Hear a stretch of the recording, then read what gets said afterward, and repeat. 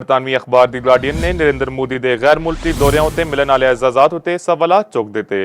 Report के मुताबिक मोदी नूं सैशल्स विच दिता गया the guardian of the blue horizon award उन्हां दी आमद तो सिर्फ 3 रोज पहले बनाया गया। नरेंद्र मोदी सैशल्स के नवे अवार्ड के पहले ते हुण तक वाहिद वसूल चुनिंदा ने। सैशल्स अवार्ड के सर्टिफिकेट विच रिपब्लिक ते सैशल्स के अल्फाज भी गलत लिखे गए। सैशल्स अवार्ड का सर्टिफिकेट AI तो तैयारशुदा होने के खदशात की जद विच आया। सैशल्स वजारत खारजा ने वजाहत दी गलत सर्टिफिकेट दरअसल वर्किंग ड्राफ्ट सी, असल मंजूर शुदा सर्टिफिकेट जारी कर दिता गया। सैशल्स हुकूमत ने मोदी नूं दिता गया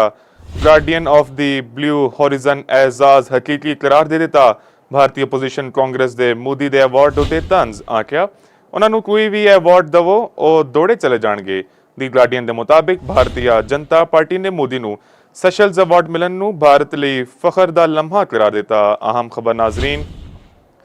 बरतानवी अखबार दी गार्डियन ने नरेंद्र मोदी के गलत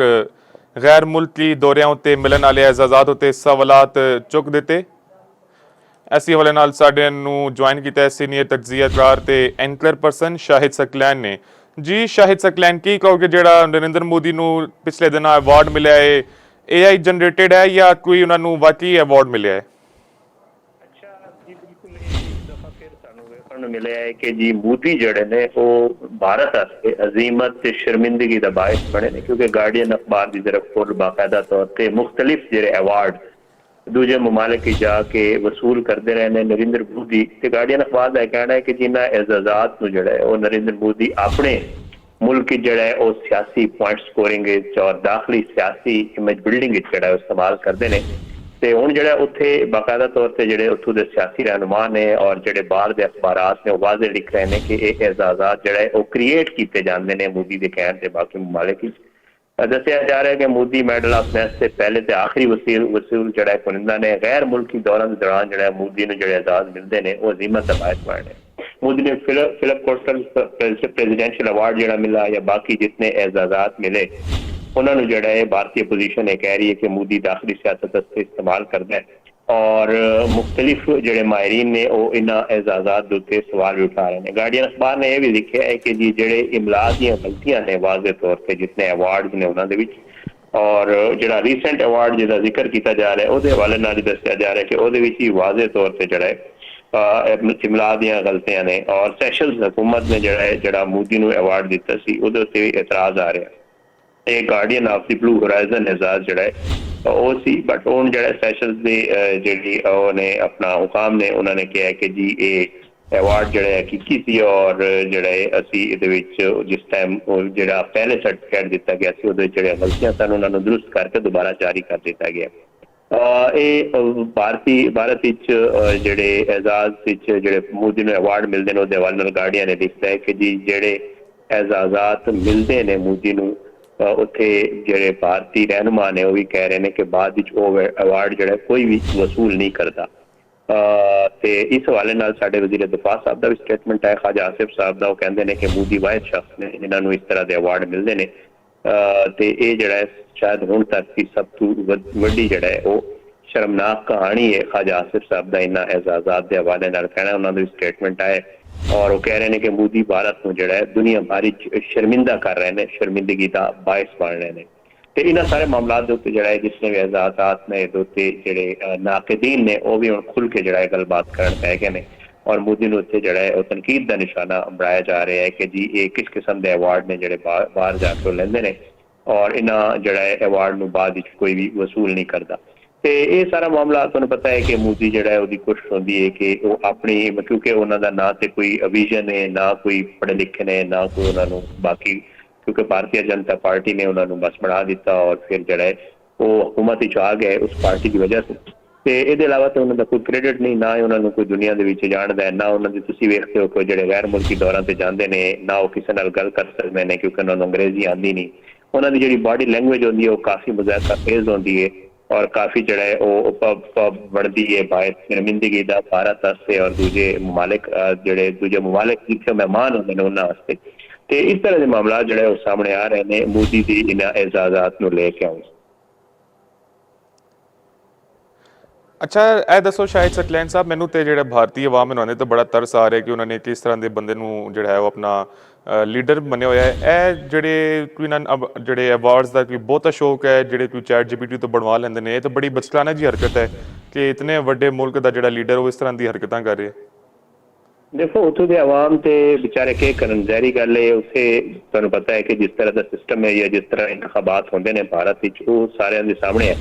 ਕਿ ਕਿਸ ਤਰ੍ਹਾਂ ਉੱਥੇ ਜਿਹੜਾ ਹੈ ਇੰਤਖਾਬਾਤ ਵਿੱਚ ਅੱਗੇ ਪਿੱਛੇ ਕੰਮ ਨੂੰ ਕੀਤਾ ਜਾਂਦਾ, ਜਾਂ ਭਾਰਤੀ ਜਨਤਾ ਪਾਰਟੀ ਜਿਹੜਾ ਹੈ ਉਹ ਦੋ ਸ਼ਰਧਾਂਜਲੀ ਕਰਕੇ ਜਿਹੜਾ ਹੈ ਸਾਰਾ ਕੁਝ ਉਹ ਇੰਤਖਾਬਾਤ ਵਿੱਚ ਕਰਦੀ ਹੈ। ਔਰ ਮੋਦੀ ਨੂੰ ਉਹਨਾਂ ਨੇ ਵਜ਼ੀਰ ਆਜ਼ਮ, ਤੁਹਾਨੂੰ ਪਤਾ ਹੈ ਕਿ ਉਹ ਵਜ਼ੀਰ ਆਜ਼ਮ ਬਣੇ ਹੋਏ ਨੇ ਇਸ ਸਾਰੇ ਮਾਮਲੇ ਦੇ ਉੱਤੇ। ਲੇਕਿਨ ਆਉਣ ਵਾਲੇ ਇਲੈਕਸ਼ਨ ਦੇ ਉੱਤੇ ਬੜੇ ਸਵਾਲਾਤ ਨੇ, ਔਰ ਹੁਣ ਵੀ ਲੋਕ ਗੱਲ ਕਰ ਰਹੇ ਨੇ ਕਿ ਜਿਹੜਾ ਆਉਣ ਵਾਲਾ ਇਲੈਕਸ਼ਨ ਹੈ ਸ਼ਾਇਦ ਉਹ ਇਲੈਕਸ਼ਨ ਜਿਹੜਾ ਉਹ ਭਾਰਤ ਵਿੱਚ ਜਿਹੜਾ ਉਹ ਤਬਦੀਲੀ ਦਾ ਬਾਇਸ ਬਣੇਗਾ, ਕਿਉਂਕਿ ਤੁਹਾਨੂੰ ਪਤਾ ਹੈ ਕਿ ਜਿਹੜੀ ਉੱਥੇ ਯੰਗ ਜਨਰੇਸ਼ਨ ਹੈ, ਪਿਛਲੇ ਦਿਨਾਂ 'ਚ ਕਾਕਰੋਚ ਪਾਰਟੀ ਬਿਲਕੁਲ ਕਾਕਰੋਚ ਪਾਰਟੀ ਉਹਨੇ ਬਣਾਈ ਜੀ, ਤੇ ਉਹਦੇ ਹਵਾਲੇ ਨਾਲ ਚੀਜ਼ਾਂ ਆ ਰਹੀਆਂ ਨੇ ਕਿ ਜਿਹੜੀ ਹੁਣ ਯੰਗ ਜਨਰੇਸ਼ਨ ਹੈ ਉਹ ਤੰਗ ਆ ਚੁੱਕੀ ਹੈ ਜਿਹੜੇ ਪੁਰਾਣੇ ਸਿਆਸਤਦਾਨ ਨੇ ਜਾਂ ਸਿਆਸਤ ਜਿਹੜਾ ਪੁਰਾਣਾ ਤਰੀਕਾਕਾਰ ਹੈ। ਤੇ ਇਸ ਦਫਾ ਜਿਹੜਾ ਐਕਸਪੈਕਟ ਕੀਤਾ ਜਾ ਰਿਹਾ ਹੈ ਕਿ ਸ਼ਾਇਦ ਲੋਕ ਜਿਹੜਾ ਹੈ ਉਹ ਇਸ ਦਫਾ ਤਬਦੀਲੀ ਆਏਗੀ ਭਾਰਤ ਦੇ ਵਿੱਚ, ਔਰ ਜਿਹੜੀ ਬੀਜੇਪੀ ਹੈ ਇਹਨੂੰ ਲੈ ਕੇ ਲੋਕ ਕਿਉਂਕਿ ਨਾ ਪਸੰਦ ਕਰਦੇ ਨੇ, ਕਿਉਂਕਿ ਇਹਨਾਂ ਦੇ ਜਿਹੜੇ ਪਾਲਿਸੀਆਂ ਹੁੰਦੇ ਨੇ ਉਹ ਨਾ ਸਿਰਫ ਭਾਰਤ ਵਾਸਤੇ ਬਲਕਿ ਜਿਹੜਾ ਭਾਰਤ ਦਾ ਇਮੇਜ ਹੈ ਉਹ ਪੂਰੀ ਦੁਨੀਆ 'ਚ ਖਰਾਬ ਕਰਨ ਦਾ ਬਾਇਸ ਬਣ ਰਹੇ ਨੇ, ਚਾਹੇ ਉਹ ਇਨਸਾਨੀ ਹਕੂਕ ਦਾ ਮਾਮਲਾ ਹੋਏ, ਚਾਹੇ ਉਹ ਜਿਹੜਾ ਹੈ ਉਹ ਮਜ਼ਾਹਿਬ ਦੇ ਖਿਲਾਫ ਜਿਹੜਾ ਸ਼ਿੱਦਤ ਪਸੰਦੀ ਹੋਏ, ਜਾਂ ਬਾਕੀ ਜਿਤਨੇ ਇਨਸਾਨੀ ਹਕੂਕ ਦੀ ਗੱਲ ਹੋਏ, ਉਹ ਸਾਰੇ ਜਿਹੜਾ ਹੈ ਉੱਥੇ ਵਾਜ਼ੇ ਤੌਰ ਤੇ ਖਿਲਾਫ ਵਰਜ਼ੀਆਂ ਹੋ ਰਹੀਆਂ ਨੇ ਭਾਰਤ ਵਿੱਚ। ਤੇ ਮਨੀਪੁਰ ਦਾ ਵਾਕਿਆ ਹੋਵੇ ਜਾਂ ਮਨੀਪੁਰ ਦੇ ਜਿਤਨੇ ਵੀ ਮਾਮਲਾਤ ਨੇ ਉਹਨਾਂ ਨੂੰ ਵੇਖਿਆ ਜਾਵੇ, ਜਾਂ ਸਿੱਖ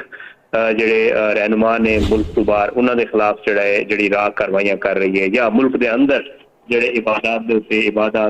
ਜਿਹੜੇ ਜਗ੍ਹਾ ਨੇ ਉਹਨਾਂ ਦੇ ਉੱਤੇ ਜਿਹੜੇ ਹਮਲੇ ਕੀਤੇ ਜਾਂਦੇ ਨੇ, ਇਹਨਾਂ ਸਾਰਿਆਂ ਨੂੰ ਵੇਖ ਕੇ ਜ਼ਾਹਿਰ ਹੈ ਇਹ ਮਾਮਲਾ ਤੇ ਪੂਰੀ ਦੁਨੀਆ ਵੇਖ ਰਹੀ ਹੈ, ਔਰ ਇਹ ਹੁਣ ਹਜ਼ੀਮਤ ਦਾ ਬਾਇਸ ਬਣ ਰਿਹਾ ਹੈ। ਸ਼ਾਹਿਦ ਸਾਹਿਬ, ਇਹ ਦੱਸੋ ਕਿ ਜਿਵੇਂ ਤੁਸੀਂ ਹੁਣ ਬੋਲਿਆ ਹਜ਼ੀਮਤ ਦਾ ਬਾਇਸ ਬਣ ਰਹੇ ਨੇ, ਟਰੰਪ ਨੇ ਵੀ ਕਾਫੀ ਤਨਕੀਦ ਕੀਤੀ ਇਹਨਾਂ ਦੇ ਉੱਤੇ ਕਈ ਮੁਤਅੱਦਿਦ ਦਫਾ, ਤੇ ਇਹਨਾਂ ਨੂੰ ਕੋਈ ਫਰਕ ਨਹੀਂ ਪੈਂਦਾ? ਦੇਖੋ ਉਹ ਕਹਿੰਦੇ ਨੇ ਕਿ ਇੱਜ਼ਤ ਮੋਦੀ ਸਾਹਿਬ ਜਿਹੜੇ ਨੇ ਉਹ ਇਹ ਸਮਝਦੇ ਨੇ ਕਿ ਇੱਜ਼ਤ ਜਿਹੜੀ ਉਹ ਆਣੀ ਜਾਣੀ ਚੀਜ਼ ਹੈ, ਬੰਦਾ ਡੀਟ ਹੋਣਾ ਚਾਹੀਦਾ ਹੈ। ਲੱਗਦਾ ਹੈ ਜ਼ਾਹਰੀ ਗੱਲ ਹੈ ਬਾਕੀ ਪੂਰੀ ਦੁਨੀਆ ਦੇ ਵਿੱਚ ਗੱਲ ਹੁੰਦੀ ਜਾਂ ਮੋਦੀ ਨੂੰ ਤੁਹਾਨੂੰ ਪਤਾ ਹੈ ਕਿ ਇਹ ਜਿਹੜੀ ਲੇਟੈਸਟ ਈਰਾਨ ਅਮਰੀਕਾ ਜੰਗ ਸੀ ਉਹਦੇ ਬਾਅਦ ਜਿਹੜਾ ਹੈ ਮੋਦੀ ਨੂੰ ਜਿੱਤੀ ਹਜ਼ੀਮਤ ਦਾ ਸਾਹਮਣਾ ਕਰਨਾ ਪਿਆ, ਕਿਉਂਕਿ ਇਸਨੇ ਖੁੱਲ ਕੇ ਜਿਹੜਾ ਹੈ ਉਹ ਸਾਥ ਦਿੱਤਾ ਇਸਰਾਈਲ ਦਾ, ਔਰ ਜਿਹੜੀ ਇਸਰਾਈਲ ਨੇ ਕਾਰਵਾਈਆਂ ਕੀਤੀਆਂ ਉਹਦੇ ਵਿੱਚ ਖੁੱਲ ਕੇ ਇਹਨਾਂ ਨੇ ਇਸਰਾਈਲ ਦਾ ਸਾਥ ਦਿੱਤਾ, ਇਹਨਾਂ ਨੇ ਦੌਰਾ ਵੀ ਕੀਤਾ ਸੀ ਇਸਰਾਈਲ ਦਾ। ਇਹਨਾਂ ਸਾਰੀਆਂ ਚੀਜ਼ਾਂ ਨੂੰ ਜਿਹੜਾ ਹੈ ਉਹ ਵੇਖਦੇ ਹੋਏ ਮੋਦੀ ਸਾਹਿਬ ਜਿਹੜੇ ਨੇ ਉਹ ਬਸ ਆਪਣੇ ਮਾਮਲਾਤ ਵਿੱਚ ਲੱਗੇ ਰਹਿੰਦੇ ਨੇ, ਔਰ ਉਹਨਾਂ ਨੂੰ ਇਹ ਯਕੀਨ ਹੈ ਕਿ ਉਹ ਜਿਹੜਾ ਬੇਵਕੂਫ ਬਣਾਉਂਦੇ ਨੇ ਭਾਰਤ ਦੀ ਆਵਾਮ ਨੂੰ, ਉਹ ਸ਼ਾਇਦ ਆਵਾਮ ਭਾਰਤ ਦੀ ਜਿਹੜਾ ਹੈ ਉਹ ਬੇਵਕੂਫ ਬਣੇਗੀ। ਲੇਕਿਨ ਭਾਰਤ ਦੀ ਆਵਾਮ ਹੁਣ ਜਿਹੜਾ ਹੈ ਉਹ ਇਹਨਾਂ ਸਾਰੇ ਮਾਮਲਾਤ ਨੂੰ ਸਮਝਦੀ ਹੈ, ਜਾਣਦੀ ਹੈ, ਉਹਨਾਂ ਨੂੰ ਅੰਦਾਜ਼ਾ ਹੈ ਕਿ ਮੋਦੀ ਜਿਹੜਾ ਹੈ ਉਹ ਸਾਰਾ ਕੁਝ ਆਪਣੀ ਸਿਆਸਤ ਔਰ ਇਹਨਾਂ ਸਾਰੇ ਮਾਮਲਾਤ ਵਾਸਤੇ ਕਰਦੇ ਨੇ, ਜਿਹੜੇ ਵੀ ਉਹਨਾਂ ਦੇ ਫੈਸਲੇ ਨੇ ਜਿਹੜੇ ਮਾਮਲਾਤ ਨੇ। ਤੇ ਇਸ ਵਾਸਤੇ ਮੇਰਾ ਖਿਆਲ ਤੇ ਜਿਹੜਾ ਹੈ ਉਹ ਜਿਹੜੇ ਲੇਟੈਸਟ ਜਿਹੜੇ ਡਿਵੈਲਪਮੈਂਟਸ ਨੇ ਜਿਹੜੇ ਭਾਰਤ ਵਿੱਚ ਹੋ ਰਹੇ ਨੇ ਉਹਨਾਂ ਨੂੰ ਵੇਖਦੇ ਹੋਏ ਲੱਗ ਰਿਹਾ ਹੈ ਕਿ ਸ਼ਾਇਦ ਆਵਾਮ ਜਿਹੜਾ ਹੈ ਉਹ ਹੁਣ ਮੋਦੀ ਦੇ ਇਹ ਜਿਹੜੇ ਮਾਮਲਾਤ ਨੇ ਉਹਨਾਂ ਦੇ ਜਿਹੜਾ ਹੈ ਉਹਦੇ ਵਿੱਚ ਨਹੀਂ ਆਏਗੀ, ਉਹਨਾਂ ਦੇ ਝਾਂਸੇ 'ਚ, ਔਰ ਇੱਕ ਵੱਡੀ ਜਿਹੜਾ ਹੈ ਤਬਦੀਲੀ ਵੇਖਣ ਨੂੰ ਮਿਲੇਗੀ ਭਾਰਤ ਦੇ ਵਿੱਚ। ਸ਼ਾਹਿਦ ਸਾਹਿਬ, ਮੈਨੂੰ ਲੱਗਦਾ ਹੈ ਕਿ ਮੋਦੀ ਦਾ ਦੂਜਾ ਨਾਂ ਰਸਵਾਈ ਵੀ ਪਾ ਦਿੱਤਾ ਜਾਏ ਕਿ ਗਲਤ ਨਹੀਂ ਹੋਏਗਾ, ਕੀ ਕਹਿੰਦੇ ਹੋ? ਸੌਰੀ, ਸਵਾਲ ਇੱਕ ਦਫਾ ਫਿਰ ਦੁਹਰਾ। ਮੈਂ ਕਹਿ ਰਿਹਾ ਮੋਦੀ ਦਾ ਦੂਜਾ ਨਾਂ ਰਸਵਾਈ ਵੀ ਪਾ ਦਿੱਤਾ ਜਾਏ ਕਿ ਗਲਤ ਨਹੀਂ ਹੋਏਗਾ? ਜੀ ਜੀ ਬਿਲਕੁਲ, ਮੈਂ ਜਿਸ ਤਰ੍ਹਾਂ ਤੁਹਾਨੂੰ ਕਹਿ ਰਿਹਾ ਕਿ ਕੋਈ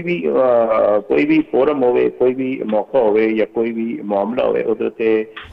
ਜਿਹੜੀ ਭਾਰਤ ਦੀ ਤੁਸੀਂ ਵੇਖਿਆ ਕਿ ਖਾਰਜਾ ਪਾਲਿਸੀ ਦੀ ਵੀ ਅਗਰ ਗੱਲ ਕਰੀਏ ਤੇ ਉੱਥੇ ਦੇ ਲੋਕ ਹੁਣ ਵਾਜ਼ੇ ਤੌਰ ਤੇ ਕਹਿ ਰਹੇ ਨੇ ਕਿ ਮੋਦੀ ਨੇ ਜਿਹੜਾ ਹੈ ਉਹ ਭਾਰਤ ਨੂੰ ਆਲਮੀ ਤਬਾਹੀ ਦਾ ਸ਼ਿਕਾਰ ਕਰ ਦਿੱਤਾ ਹੈ। ਕੋਈ ਵੀ ਬੰਦਾ ਜਾਂ ਕੋਈ ਵੀ ਮੁਲਕ ਜਿਹੜਾ ਹੈ ਉਹ ਇਹਨਾਂ ਨੂੰ ਮੂੰਹ ਲਾਉਣ ਨੂੰ ਤਿਆਰ ਨਹੀਂ, ਮਾਤ ਇਸਰਾਈਲ ਦੇ, ਕਿਉਂਕਿ ਇਸਰਾਈਲ ਦੀ ਪ੍ਰੋਕਸੀ ਦੇ ਤੌਰ ਤੇ, ਇਸਰਾਈਲ ਦੀ ਗੋਦ ਬੱਚੇ ਦੇ ਤੌਰ ਤੇ ਸਾਰਾ ਕੁਝ ਕਰ ਰਹੇ ਨੇ ਮੋਦੀ ਸਾਹਿਬ। ਉਹਦੇ ਇਲਾਵਾ ਤੁਸੀਂ ਵੇਖਿਆ ਕਿ ਪਿਛਲੇ ਕਿਸੇ ਦਿਨ ਕਿਸੇ ਜਿਹੜਾ ਹੈ ਉਹਦੇ ਪਿਛਲੇ ਦੌਰ ਵਿੱਚ ਜਾਂ ਪਿਛਲੇ ਟਾਈਮ ਵਿੱਚ ਮੋਦੀ ਨੇ ਕਿਸੇ ਹੋਰ ਮੁਲਕ ਦਾ ਦੌਰਾ ਕੀਤਾ ਹੋਵੇ ਜਾਂ ਕਿਸੇ ਹੋਰ ਰਹਿਨੁਮਾ ਨੇ ਇਹਨਾਂ ਨੂੰ ਮੂੰਹ ਲਾਇਆ ਹੋਵੇ। ਈਵਨ ਕੁਝ ਇਜਲਾਸ ਇਹੋ ਜਿਹੇ ਹੋਏ ਨੇ ਜਿਨ੍ਹਾਂ ਦੇ ਵਿੱਚ ਨਰਿੰਦਰ ਮੋਦੀ ਨੇ ਉੱਥੇ ਜਾ ਕੇ ਪਾਰਟੀਸਪੇਟ ਕੀਤਾ ਤੇ ਲੋਕ ਹੱਥ ਮਿਲਾਉਣ ਨੂੰ ਜਿਹੜਾ ਹੈ ਉਹਨਾਂ ਨਾਲ ਰਾਜ਼ੀ ਨਹੀਂ ਸਨ, ਤੇ ਭਾਰਤ ਨੂੰ ਆਲਮੀ ਸਤਹ ਤੇ ਜਿਹੜਾ ਹੈ ਉਹ ਤਨਾਈ ਦਾ ਸ਼ਿਕਾਰ ਵੀ ਕਰ ਦਿੱਤਾ ਹੈ। ਇੱਕ ਬਹੁਤ ਵੱਡਾ ਮੁਲਕ ਹੈ ਭਾਰਤ, ਇੱਕ ਬਹੁਤ ਵੱਡੀ ਮਾਰਕੀਟ ਹੈ,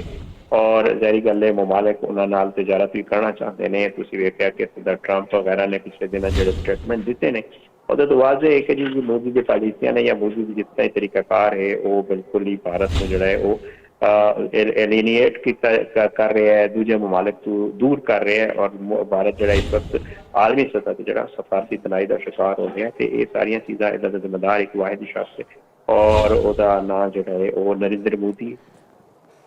ਸ਼ਾਹਿਦ ਸਾਹਿਬ ਤੁਸੀਂ ਪਿਛਲੇ ਥੋੜੀ ਦੇਰ ਪਹਿਲੇ ਕਾਕਰੋਚ ਪਾਰਟੀ ਦਾ ਵੀ ਜ਼ਿਕਰ ਕੀਤਾ, ਉਹਨਾਂ ਦਾ ਕੀ ਲੱਗਦਾ ਹੈ ਜਨ ਜ਼ੀ ਜਿਹੜੀ ਉਹਨਾਂ ਨੇ ਬਣਾਈ ਹੈ ਨਵੀਂ ਪਾਰਟੀ, ਉਹਨਾਂ ਦੇ ਮੁਸਤਕਬਲ ਦੇ ਬਾਰੇ ਤੁਸੀਂ ਕੀ ਸਮਝਦੇ ਹੋ, ਕੋਈ ਕਾਮਯਾਬ ਹੋ ਪਾਣਗੇ ਜਾਂ ਨਹੀਂ? देखो जी, जी नवी जनरेशन है चाहे वो किसी भी मुल्क होवे, वो पुराने जितने रिवायती तरीकाकार ने या जितने भी रिवायती सियासत दे या किसी भी चीज़ के तरीके ने उन्होंने तो जी जन जी जिन्होंने कहते हैं वो बिल्कुल इहदे नाल इतफाक नहीं करती। और भारत यही होया कि ये सारा मामला जो काकरोच पार्टी वाला शुरू होया सी वो एक जज दे जिहड़ा है वो स्टेटमेंट से बाद सामने आया जिन्होंने कहा सी कि जिहड़ा है वो जी नवी जनरेशन है काकरोच है। तो उन्हें कहा ठीक है, फिर अगर असं काकरोच हाँ तो असं अपना ही कोई सिस्टम बना लेने और उसके बाद वेख्या कि एक चंद घंटे के अंदर जो मिलियन जो उन्होंने इंस्टाग्राम या सोशल मीडिया से फॉलोअर्स हो गए और लोग जो उन्होंने गल सुन रहे हैं। जो ईवन जी न्यू जनरेशन है तो मेरे ख्याल से काकरोच पार्टी अगर वो किसी मतलब तरीकाकार नाल चलानी है, उन्होंने बाकायदा ऑर्गेनाइज तरीके नाल चलाने की कोशिश करन तो जी कोई शक नहीं कि जी जी नवी जनरेशन है वो बिल्कुल इन्हों के तरीकाकार या इन्हों के जोड़े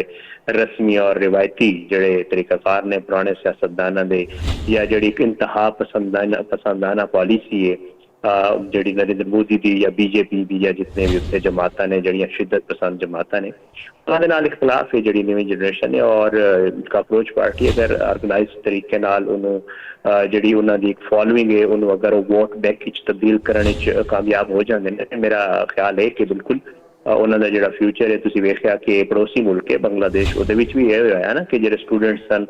उन्होंने जो है वो करके दिखा दिता कि जी उन्होंने एक हुकूमत टॉपल की, उसके बाद उन्होंने अपनी एक हुकूमत उन्होंने ही नुमाइंदा हुकूमत बनाई और ये सारा मामला सानू बांग्लादेश वेखण मिले। तो भारत भी जहरी गल एक बांग्लादेश का ही पड़ोसी मुल्क है और उत्थों के लोगों की सोच और सारी चीज़ जड़े वो साढ़े एशिया के जितने भी ममालिक ने उन्होंने मिलती जुलती है। तो उम्मीद है कि ये लोग अगर अपने जोड़ा सारा इन्हों की फॉलोइंग है उन्होंने अगर वोट बैंक तब्दील कर दें तो ये कोई शक नहीं कि जी काकरोच पार्टी उन्होंने फ्यूचर हो सकता है और आने वाले इलेक्शन एक अच्छी खासी तादाद ही जो है वो लोगों की नुमाइंदा पार्टी के तौर पर स्पेशली यंग जनरेशन पार्टी की यंग जनरेशन की नुमाइंदा पार्टी के तौर पर बिल्कुल सामने आ सकती है। बहुत शुक्रिया शाहिद साहब ने सानू जो वो ब्रीफली दस रहे सन इन्होंने सारे मामलात उत्ते एक बार फिर नाज़रीन तुहानू दसते चलिए बरतानी अखबार दी गार्डियन ने नरेंद्र मोदी के गैर मुल्की दौरियों से मिलने वाले एजाजात उत्ते सवालात चुक दिते। रिपोर्ट के मुताबिक मोदी नू सैशल्स विच दिता गया guardian of the blue horizon award उन्होंने दी आमद तो सिर्फ 3 रोज़ पहले बनाया गया।